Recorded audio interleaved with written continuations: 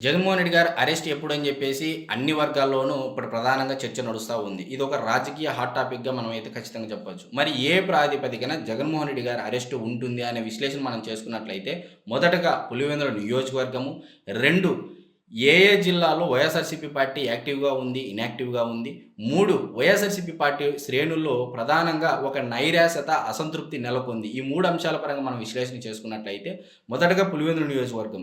పులివెందుల నియోజకవర్గం అంటే వైఎస్ కుటుంబం. వైఎస్ కుటుంబం అంటే పులివెందుల నియోజకవర్గం అనేది గత 4 దశాబ్దాల సుదీర్ఘ రాజకీయ చరిత్రలో ఇక్కడ ఉన్నటువంటి ప్రతి ఒక్క నేతకు తెలిసినటువంటి వాస్తవం. మరైతే ఇప్పుడు ఆ పరిస్థితి నెలకొందా పులివెందుల నియోజకవర్గంలో అంటే ఖచ్చితంగా లేదు అనేది మనం ఖచ్చితంగా చెప్పొచ్చు. ఎందుకంటే సతీష్ రెడ్డి గారు ఎప్పుడైతే తెలుగుదేశం పార్టీ ఇన్ఛార్జిగా ఇక్కడ ఉన్నప్పుడు తెలుగుదేశం పార్టీ యొక్క ఓటింగ్ శాతం తగ్గుతా వచ్చింది. ఎప్పుడైతే బీటెక్ రవి గారికి ఇన్ఛార్జిగా బాధ్యతలు అప్పజెప్పారో, ఆయన గతంలో వివేకానంద రెడ్డి గారి మీద ఎమ్మెల్సీగా పోటీ చేసి కూడా గెలుపొందడం జరిగింది. మరి తెలుగుదేశం పార్టీ అధిష్టానం కూడా బీటెక్ రవి గారికి ఇక్కడ నియోజకవర్గ బాధ్యుడిగా అవకాశం కల్పించడం జరిగింది.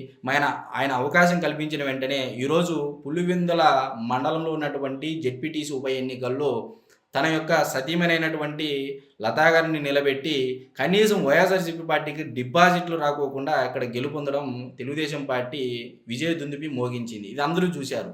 మరైతే ఇక్కడ చాలామంది అన్నారు ఇదేదో రిగ్గింగు, తర్వాత గవర్నమెంట్ చేతిలో ఉందని చెప్పేసి. మరి ఇదే కుప్పంలో గానీ, ఎక్కడ రాష్ట్రంలో ఎంపీటీసీలు, జెడ్పీటీసీలు, సర్పంచులు గానీ ఏకగ్రీవాలన్నీ ఇవన్నీ రిగ్గింగ్ కాదా అని చెప్పేసి కూడా వైఎస్ఆర్‌సీపీ నాయకులే మాట్లాడేటువంటి పరిస్థితి ఈరోజు ఏర్పడింది. మరైతే ఇకపోతే పులివెందుల మున్సిపాలిటీని కూడా కైవసం చేసుకోవడం కోసం బీటెక్ రవి గారు వేగంగా పావులు కదుపుతా ఉన్నారు. ఇప్పటికే జగన్మోహన్ రెడ్డి గారి యొక్క ముఖ్య అనుచరుడైనటువంటి చంద్రశేఖర్ రెడ్డి అలియాస్ దిల్మాంగే, ఈయన మంగళకృష్ణ గారి యొక్క ముఖ్య అనుచరుడు. అంటే జగన్మోహన్ రెడ్డి గారు కూడా ముఖ్య అనుచరుడే.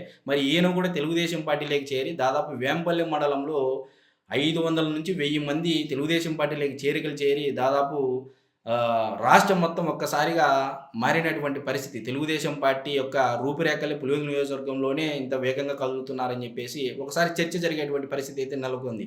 మరైతే పులివెందుల మున్సిపాలిటీని కూడా కైవసం చేసుకుంటే ఈరోజు పులివెందుల నియోజకవర్గ ప్రజలకి జగన్మోహన్ రెడ్డి గారికి మధ్య ఆకాశానికి భూమికి మధ్య ఉన్నంత దూరం అని చెప్పేసి అక్కడ ఉన్నటువంటి నియోజకవర్గ ప్రజలు కూడా భావించేటువంటి పరిస్థితి. మరి అధికారంలో ఉన్నప్పుడు ఈ నియోజకవర్గ ప్రజలు గుర్తుకు రారు, అధికారం పోయిన తర్వాత ప్రతి ఒక్కరు గుర్తొచ్చేటువంటి పరిస్థితి అని చెప్పేసి ఈరోజు అక్కడ ప్రాంత ప్రజలే మాట్లాడుకునేటువంటి పరిస్థితి అయితే నెలకొంది.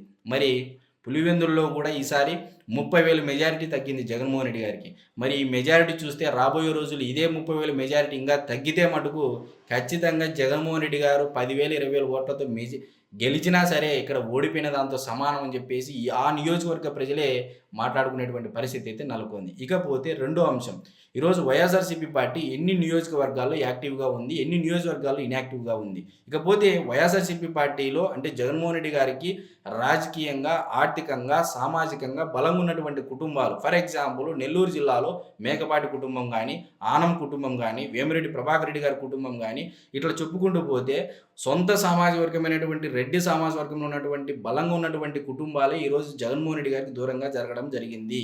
ఇకపోతే మీ అందరికీ తెలుసు అదే నెల్లూరు జిల్లాకు సంబంధించినటువంటి విజయసాయిరెడ్డి గారు, అంటే జగన్మోహన్ రెడ్డి గారికి గుండెకాయ లాంటి వ్యక్తి విజయసాయిరెడ్డి గారు ఈరోజు ఆ పార్టీకి దూరం అయ్యి జగన్మోహన్ రెడ్డి గారు రాజకీయాల్లో ఉన్నంత వరకు, జగన్మోహన్ రెడ్డి గారు రాజకీయాల్లో ఉన్నంత వరకు మా గుండె జగన్ జగన్ కొట్టుకుంటాదన్న వాళ్ళు కూడా ఈరోజు జగన్మోహన్ రెడ్డి గారిని వదిలి పార్టీని వదిలి వెళ్ళిపోతున్నారనేది మనం అందరం చూస్తున్నాము, జరుగుతూ ఉంది.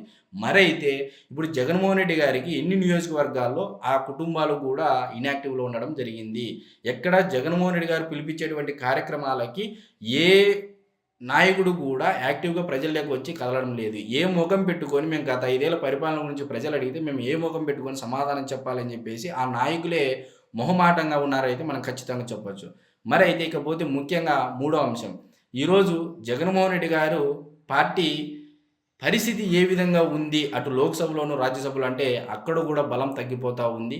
కేంద్రంలో ఉన్నటువంటి పెద్దలు అంటే భారతీయ జనతా పార్టీ యొక్క అధిష్టానం కూడా ఈరోజు జగన్మోహన్ రెడ్డి గారిని దూరంగా పెట్టాలనే ఒక ఆలోచనకి అయితే వచ్చిందని చెప్పేసి ఈరోజు వైఎస్ఆర్‌సీపీ పార్టీ వాళ్ళు మాట్లాడుకునేటువంటి పరిస్థితి. ఒకవైపు కేసులు ఉక్కిరి బిక్కిరి, మద్యం కుంభకోణము, సెకీ ఒప్పందాలపైన కేసులు, మరొక వైపు శాండ్ కేసులు, ఇసుక కేసులు, మైనింగ్ కేసులు, గతంలో 2004, 2009 మధ్య ఉన్నటువంటి క్విడ్ ప్రోకో కేసులు, సిబిఐ కేసులు, ఈడీ కేసుల వలయము రాబో రోజుల్లో జగన్మోహన్ రెడ్డి గారిని అష్టదిగ్బంధనం చేసి చుట్టుముట్టబోతా ఉన్నాయని చెప్పేసి వైఎస్ఆర్సీపీ పార్టీ శ్రేణులే, నాయకులే మాట్లాడుకునేటువంటి పరిస్థితి అయితే ఏర్పడింది. కాబట్టి ఇప్పటికే క్యాడర్ అనేది నైరాశ్యంలోకి వెళ్ళిపోయింది. అసంతృప్తిలోకి వెళ్ళిపోయింది.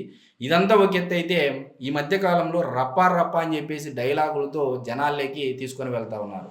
అధికారంలోకి రాకమునిపే వీళ్ళు రపా రపా అంటున్నారు. అధికారంలోకి వచ్చిన తర్వాత గొడ్డలి, కొడవళ్ళు పెట్టి ఆస్తులు రాపిచ్చుకోరా అని చెప్పేసి ఇప్పటికే ప్రజల్లో కూడా ఒక ఆలోచన అయితే ముఖ్యంగా మెదిలిందనేది మనం ఖచ్చితంగా చెప్పొచ్చు.